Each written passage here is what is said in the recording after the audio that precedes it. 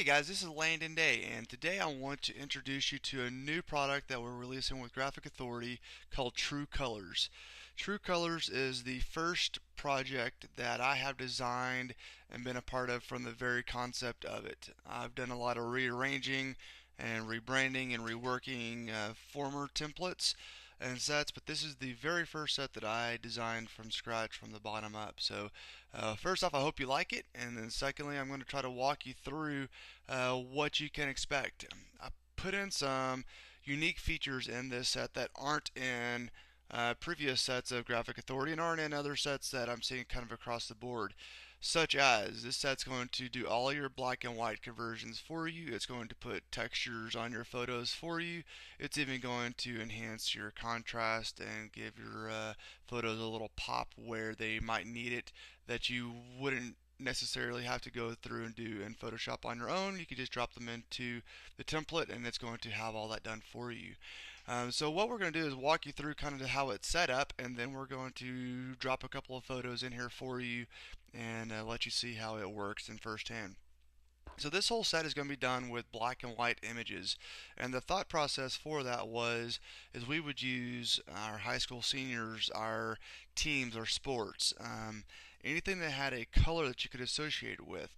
So if you had a senior and their school colors were black and yellow, we would go through and we would tweak this whole set to make it black and yellow instead of the red and white like you're seeing on this sample here, or blue, or whatever their school colors or team colors may be, and let that be the pop of color going through the whole thing on the black and white images. So what we're going to do is I'm going to open up this group folder here, photo 1. Everything is set up just like you're used to seeing over here in your layers. And throughout the whole thing, there's going to be little instructions as you go. So instead of seeing image 1 here, it says insert image below this layer and blink off. So you're going to do just that. I'm going to show you in a moment when we drop the image in. You're going to drop it below this, blink this one off, and your image is going to be in there. But what I want to show you is that your grunge textures are put on this automatically, already built in. Your hue saturation is going to be the black and white conversions. And then the levels is going to be just your contrast bump. So once you drop your photo in under the clipping mask or into the clipping mask, all those adjustments are going to be put in there for you automatically. So what we're going to do is let's drop a couple images in here, show you how you can tweak this to make it your page. Take him using my move tool. Click and drag him over. Holding shift is going to drop him in the middle of the image. And what I'm going to do is I'm going to drag him right where it says to insert image below this layer and blink off, just like so. Slide him over here to fill up that page, something just like so. So if I put him back on top, you'll see he came in like this, and then when we drop him below that layer, all of my adjustments are made. So it's now going to have the black and white, it's going to have the contrast bump, and the grunge overlay, the texture already all built in for you. Once again, from there to there. And what I'm going to do is I'm going to actually pull it back up here. I'm going to use my eyedropper tool real quick. And I'm going to click on a yellow from his jacket here. That's going to be important here for in just a moment.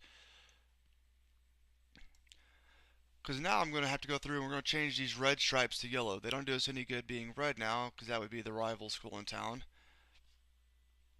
Using my eyedropper tool, when I double click on the layer that says red stripes, and now it automatically defaults to the eyedropper tool, I'm going to come and click on the yellow box that I just got a moment ago, and that matches what his jacket was previously. Nobody's going to be able to sit there and match colors because this one is now a black and white image, but we already have this image or this color matching from what we did previously using the eyedropper tool. And now we're going to close photo 1 and we're going to go into photo 2 and we're going to do the exact same thing that we just did. Using my move tool, we're going to drag over this image. Again, I just hold shift when I do it so it drops it in the middle of the page. I can see exactly what we're doing. And it says insert below this layer and blink off. So again, we're going to drop it right there, blink this off, and we're going to drag him over to fill in this spot. Maybe we make him just a little bit smaller. Command T is how you're going to resize it. Hold Alt, Option, and Shift. Place them there in the right spot. Hit Enter. And once again, we got to get rid of this red color. So if I double click that, again, come over here and click using the eyedropper tool that it defaults to. Pull up that yellow color if we want the yellow color. And then this spread can be done. It's customized to fit his team, his look, his school colors, and really make the colors pop on his images that are now black and white with these color overlays and effects put on top of it. So again, if we didn't want all that kind of stuff, we just have to come through and blink it off. We don't want the color overlay, we just blink it off, and now it's a black and white image. We don't want the black and white, we just blink it off, and it's all set up here to where it's real easy to change and customize per look if we want to.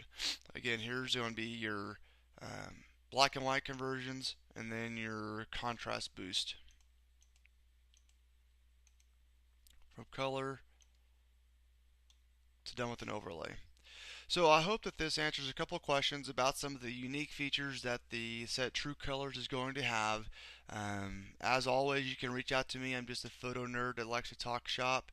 My email address is Landon, Landon, at daydreamphotography.net. You can also reach out to the guys over at Graphic Authority. They'll be handling all the customer support issues with this, and they're great to get a hold of. So as always, if I could do anything for you, let me know. Otherwise, have a great day.